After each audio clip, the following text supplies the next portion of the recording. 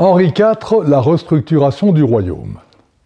Henri IV est sans doute le plus populaire de nos rois, malgré un règne relativement court. Contraint de naviguer avec habileté entre les religions catholiques et protestantes, il se sera converti 6 fois au cours de sa vie.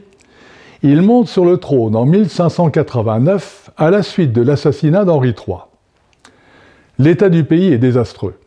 Plus d'un demi-siècle d'affrontements des religions, de guerres civiles et d'occupations étrangères ont exacerbé les esprits et détruit l'économie.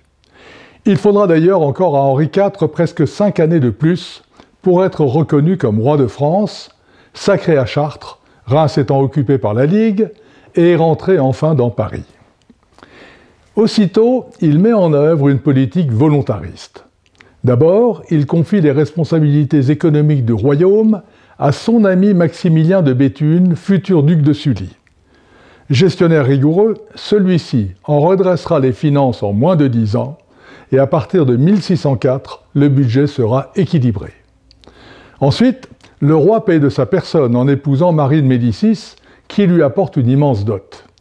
Il réconcilie les Français entre eux avec l'édit de Nantes, fait sortir les Espagnols du territoire et met en œuvre un système d'alliance au niveau européen pour élargir son influence. Il impose aussi sa loi aux grands féodaux qu'il contraint à rentrer dans le rang, restaure le système éducatif et relance la colonisation du Nouveau Monde. N'est-ce pas là une vraie restructuration au sens moderne du terme? Or, pour beaucoup de gens, restructuration est un gros mot. On restructure un bâtiment, un homme se restructure mentalement, mais une entreprise, non. Il faut s'élever contre cette opinion.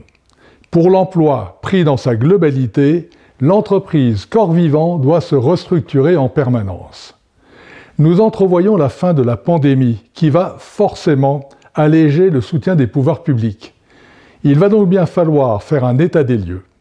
Croissance trop faible ou développement trop rapide, mise en ordre en vue d'une fusion, absorption ou cession, même une entreprise saine, bien dirigée, avec de bons produits, peut se trouver confrontée à une chute des ventes, dans l'incapacité de rembourser ses emprunts, de devoir faire face à des restrictions administratives ou réglementaires.